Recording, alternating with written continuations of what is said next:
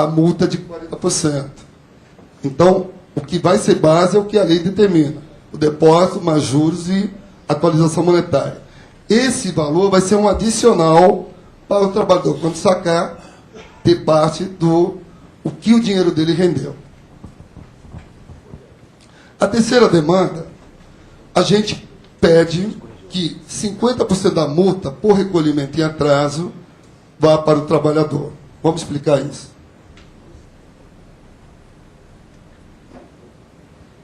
A lei determina que quando uma empresa recolhe em atraso, ela vai recolher o valor principal do trabalhador, vai recolher os juros e atualização monetária que renderia naquele período. Então, entra na conta do trabalhador exatamente o que deveria estar se a empresa tivesse depositado no prazo. Só que, além disso, a empresa paga uma multa. Essa multa, até os 30 primeiros dias, de 5%. A partir do 31º dia, ela aumenta para 10%. E a cada mês que vai passando, essa multa começa a render juros e correção monetária. Um dado interessante, os juros e correção monetária da multa não é o mesmo do fundo, não, é bem maior. Eu já fiz cálculos de recolhimento em atraso, pegando em casa até de 20 anos, onde o valor da multa chegava a ser 60% a 70% da parte que ia para o trabalhador. E essa multa, por lei, desde que o Fundo de Garantia existe, vai para a conta patrimônio líquido do Fundo de Garantia. Nós achamos injusto que o trabalhador é prejudicado e, de vez em parte desse, já que ele é prejudicado, de vez ele receber parte desse prejuízo, não, ele fica no prejuízo total. E o governo recebe todo o adicional. Eu conheço, não vou citar o nome, eu sempre digo, eu sou flamenguista, com muito orgulho, sou corintiano. Eu conheço pessoas, todo clube de futebol nesse país não depositam seus encargos, é nítido e é notório. Eu conheço um clube, não sei citar nome, tem um trabalhador lá com 30 anos, de casa, carteira assinada, não tem um centavo na conta do Fundo de Garantia. Ele paga aluguel. Ora, se ele tivesse os depósitos dele, provavelmente hoje ele já teria usado o Fundo de Garantia para dar entrada no imóvel ou comprado o imóvel. E até hoje, 30 anos de trabalho, não tem um centavo. Ora, será que esse trabalhador foi prejudicado? Na nossa concepção, sim. Porque ele deixou de ter um patrimônio. Agora, quando ele sai da empresa, esse clube eu conheço, ele regulariza. Mas o trabalhador ficou 30 anos, e agora, depois de 30 anos, que ele vai ter um dinheiro, e ele pagando aluguel não tem nada. Então, ele é prejudicado. Então, é justo que parte dessa multa vá para o trabalhador. A demanda original era 75%, e o governo ficaria com 25%, quando eu falo governo patrimônio líquido, com uma taxa de qualquer empresa de cobrança. O governo está fazendo a cobrança.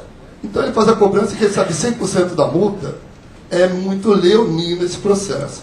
E a lei propõe que metade da multa vá para o trabalhador.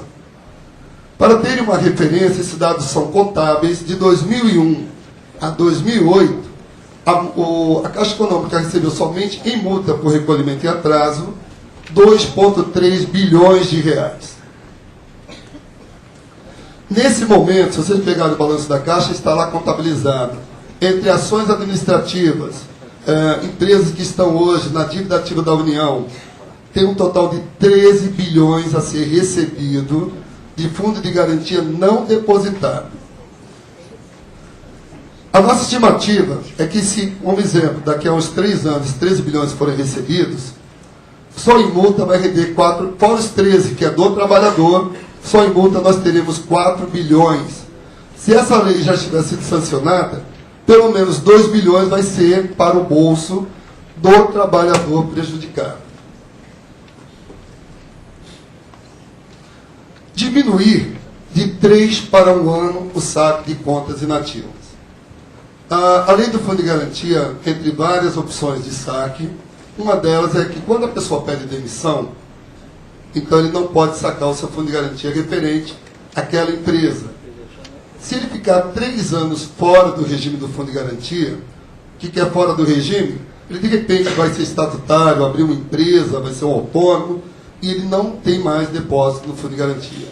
Se ele completar 3 anos, após 3 anos ele terá o direito de sacar o dinheiro referente àquela conta, ou de contas anteriores. mas ele poderá sacar somente no mês que ele fizer aniversário. Então, como exemplo, o trabalhador em março de 2007 saiu da empresa, foi montar um negócio próprio ou foi entrar em outra empresa e, de repente, aquele novo emprego não deu certo. Ele foi demitido. Ou o negócio dele não deu certo, fechou. E ele começa a ter compromissos e tem um dinheiro lá na caixa, rendendo 3% de juros mais atualização monetária. E, de repente, aquele trabalhador paga a escola do filho, o aluguel, seja lá o que for, está pegando dinheiro emprestado, aí, pagando uma taxa altíssima e uma poupança lá rendendo um valor mínimo. Bem, então, na questão, como ele só pode sacar no mês de aniversário, eu dei o exemplo que em março de 2007 ele foi demitido, chega em março de 2010 ele pode sacar aquele dinheiro. Só que ele fez aniversário em fevereiro. Ele só vai poder sacar em fevereiro de 2011. Então ele pode levar 4 anos para sacar uma poupança dele. Então o projeto propõe o quê? A redução de 3 para 1 ano e o saque é no mês subsequente a ele completar 1 ano. Vai ter que esperar um mês de aniversário.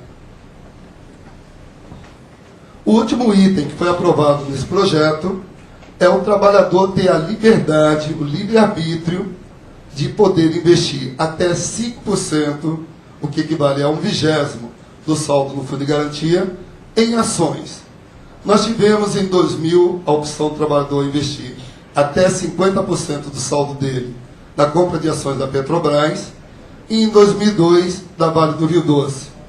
O trabalhador que fez isso em relação à Petrobras, vamos dar um exemplo, ele tinha 20 mil, comprou 10 mil em ações da Petrobras. Os 10 mil que ficou no fundo hoje renderam 60% depois de quase 9 anos. Então ele tem 16 mil. E os 10 mil que ele tem de ações da Petrobras, nesse momento, estão valendo 80 mil reais, que até agora renderam 800%. Um detalhe importante com toda essa crise. Em maio do ano passado, no ápice da Bolsa, esse mesmo valor dos 10 mil estava valendo 140 mil reais, porque naquele momento as ações da Petrobras estavam com a valorização de 1.300% em relação a agosto de 2000. E a Vale do Rio Doce, 2 anos depois, foi a mesma história, no mesmo exemplo. Os 10 mil que ele tinha no fundo hoje valem o equivalente a 14.800, porque nesse período, de 2002 para cá, o fundo rendeu 48%. E as ações da Vale, nesse momento, estão com rendimento de 700%. Em maio do ano passado, estavam com quase 1.400%. Então, a crise reduziu o valor. Mas reparem, o ganho do trabalhador nesse momento, no caso da Petrobras, está quase 12 vezes mais do que o fundo. Então, investir em ação é uma opção. De repente, eu trabalho, exemplo, na Natura e, de repente, essa opção, estou comprando ações da empresa que eu trabalho.